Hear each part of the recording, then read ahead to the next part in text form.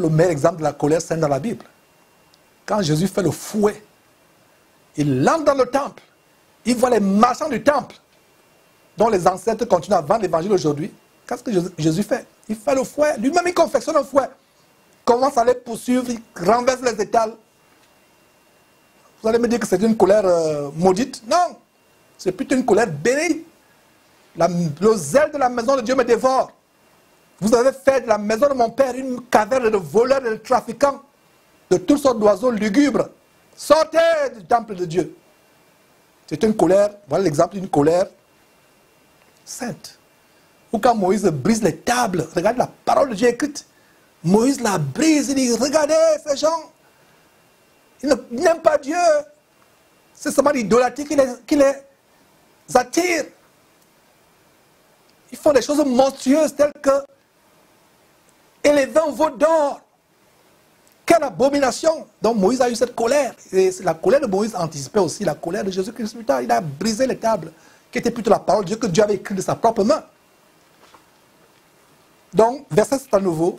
Maudite soit leur colère, car elle est violente, et leur fureur, car elle est cruelle. Je les séparerai de Jacob.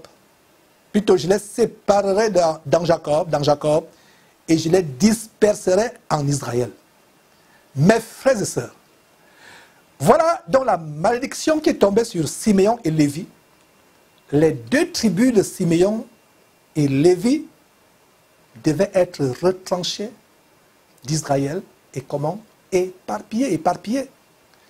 Mais il y a quelque chose d'extraordinairement merveilleux qu'on voit dans le livre d'Exode, c'est que cette malédiction fut annulée plus tard.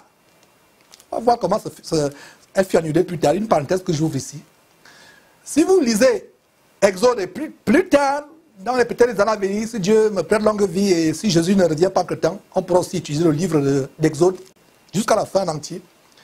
Donc, en Exode chapitre 32, n'y allons pas, vous pouvez le lire si vous voulez. Donc, en Exode chapitre 32, quand le peuple d'Israël adorait et idolâtrait l'abominable veau d'or qu'ils avaient sculpté, pendant que Moïse s'était retiré de la montagne, il dit, ce Moïse-là, on ne sait pas ce qui lui est arrivé. Depuis qu'il est monté à la montagne, nous vraiment, ils ont persuadé Aaron, ils ont dit, apportez tout ce que vous avez, boucles d'oreilles en or, chaînettes, etc. Apportez ces choses, on va faire fondre. Donc, ils érigent une abominable, monumentale statue d'or, un veau d'or. Et quand Moïse descend de la montagne, il se place à la porte du camp et il dit que ceux qui sont pour l'Éternel se placent à côté de moi.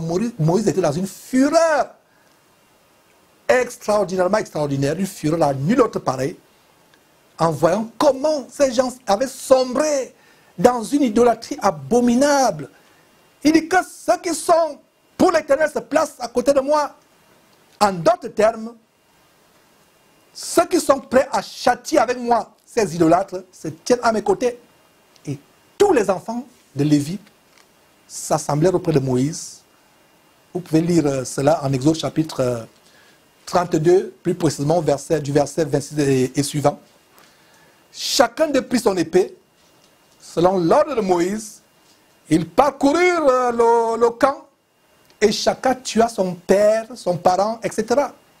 De telle sorte que ce jour-là, dans le désert, 30 000 hommes parmi le peuple périrent. Ce jour-là, 30 000 hommes. Ouais. Quelle attribut qui s'est rangé du côté de Moïse. Pourtant, nous voyons la malédiction de Jacob, à savoir que Siméon et Lévi, vous serez retranchés d'Israël. Mais qu'est-ce qui va se passer ici? Dieu va racheter la tribu de Lévi de manière merveilleuse. Regardez, 3000 personnes à ce jour-là. La tribu de Lévi s'est rangée auprès de Moïse. La tribu de Lévi fut très radicale en punissant de mort leurs frères et parents. Et Dieu qui fut très content depuis le ciel en voyant cela, en voyant leur zèle débordant, dit, c'est uniquement de la tribu de Lévi que je ferai sortir les prêtres sacrificateurs qui vont juger, qui vont diriger, conduire mon peuple, tout mon peuple Israël. Voilà donc comment la malédiction de ce chapitre que nous sommes étudiés, voilà donc comment la malédiction de Genèse chapitre 49, verset 7, est annulée. La tribu de Lévi ne fut plus retranchée d'Israël, mais bien au contraire, elle fut choisie par Dieu pour être le conducteur spirituel exclusif du peuple d'Israël. La tribu par laquelle l'expiation des péchés de tout un peuple devait être accomplie au travers des sangs, au travers du sang des agneaux, plutôt au travers du sang des animaux sacrificiels.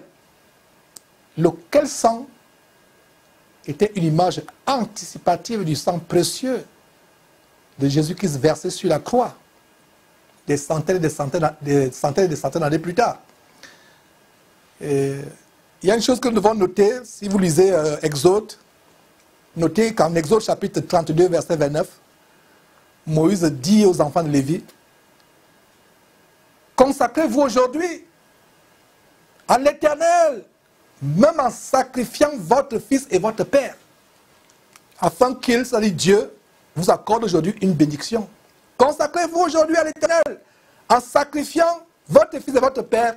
C'est ainsi que Dieu vous accordera la bénédiction au lieu de la malédiction que vous vous êtes attiré en érigeant le veau d'or. » Donc voilà comment, sans le savoir, la tribu de Lévi, longtemps avant qu'elle ne soit officiellement mise à part pour servir comme prêtre sacrificateur, soit au temple, soit au tabernacle, et au temple plus tard. Voilà comment cette tribu, sans le savoir, accomplissait déjà, en ce jour terrible du carnage, accomplissait déjà les fonctions d'expiation du peuple et de réconciliation avec Dieu. Avec le sang de leurs parents idolâtres qu'ils firent couler ce jour. Mes frères et sœurs, parlez-moi des mystères insondables du plan de Dieu. Les plans de Dieu, voilà un exemple merveilleux, un merveilleux exemple comment Dieu, sans même que les Lévites le sachent, faisait déjà l'expiation des péchés, du grand péché d'idolâtrie du peuple d'Israël, l'expiation de ce peuple avec le sang des idolâtres qu'ils ont versé ce jour-là. J'espère que nous sommes ensemble, mes frères et sœurs.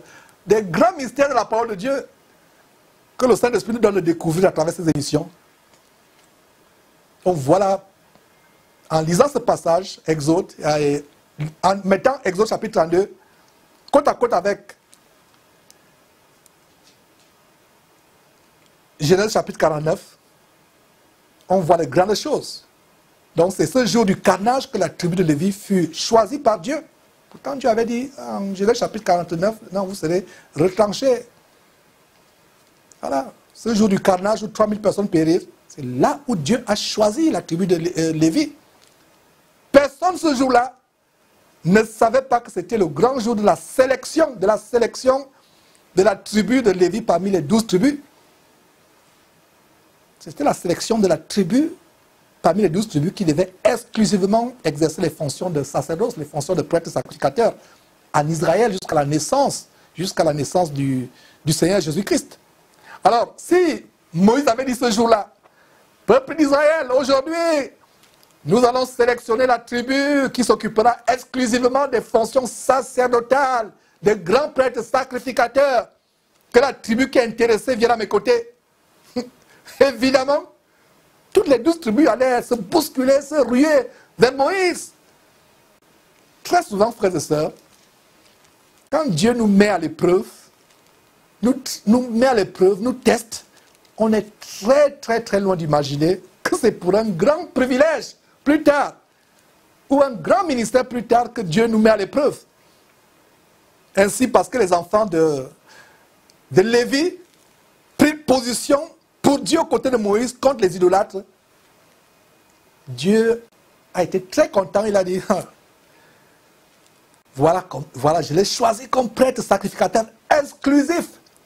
Notre peuple, aucune autre tribu ne devait avoir ces fonctions, c'est pas les Lévites. Voilà comment Dieu les choisit comme sacrificateurs exclusifs de tout le peuple d'Israël.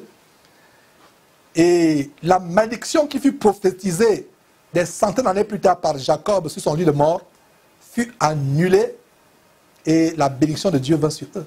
J'espère que nous comprenons cela, mes frères et sœurs. Très grande révélation que nous sommes en train de voir.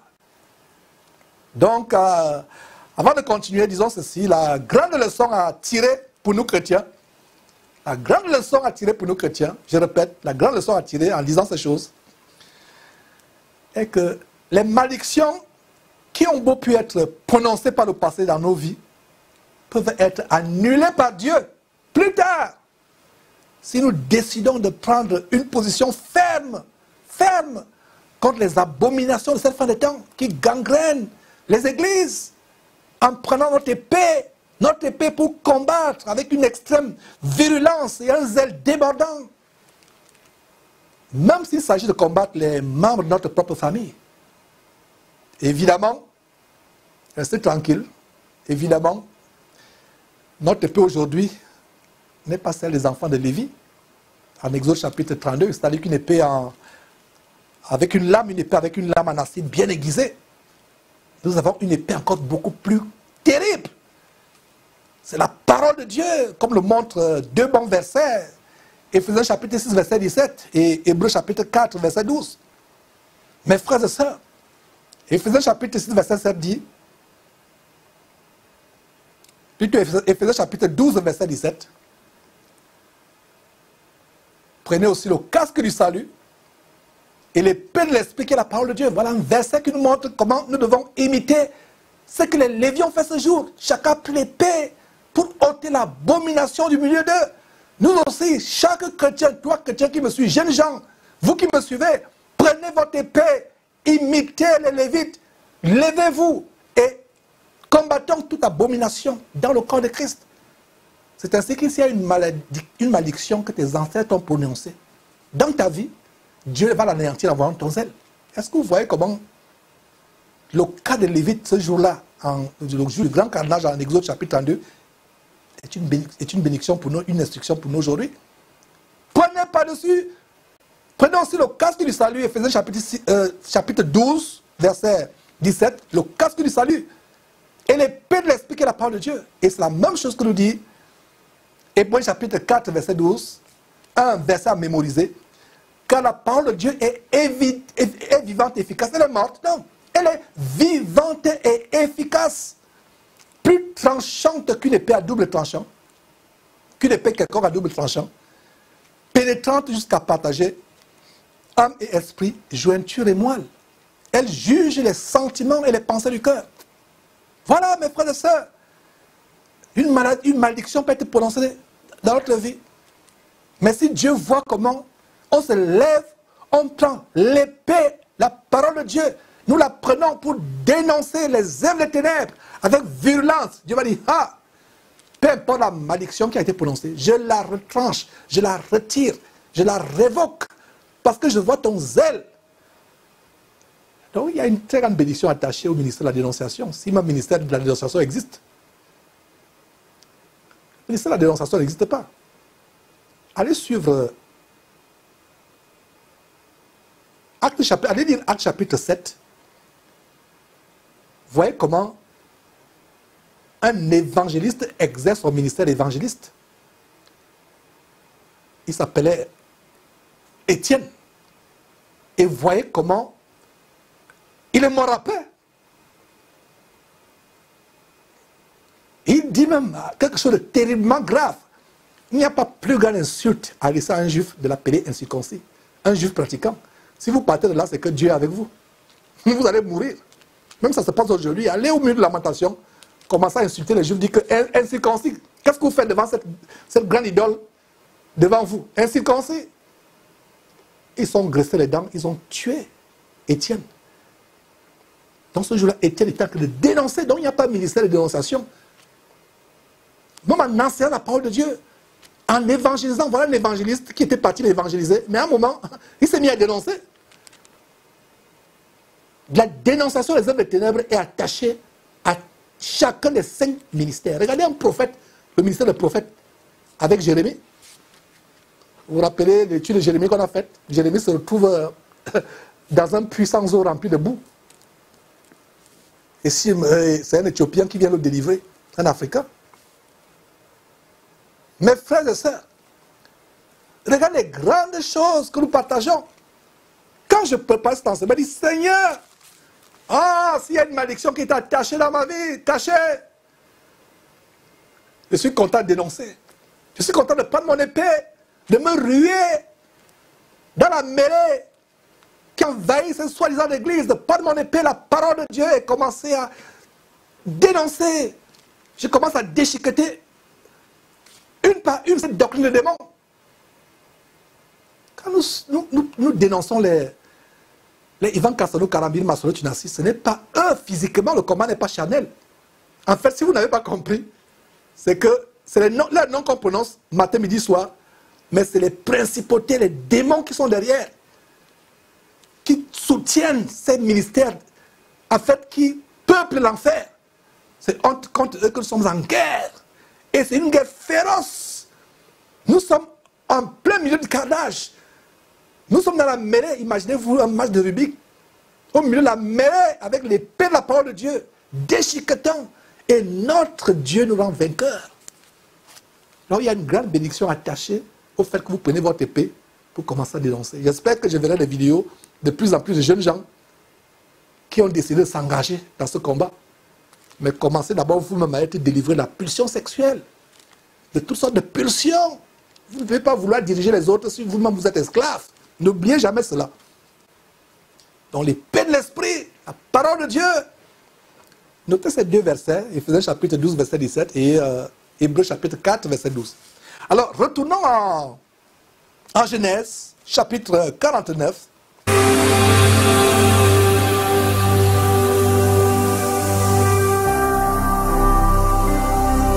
Jésus-Christ TV,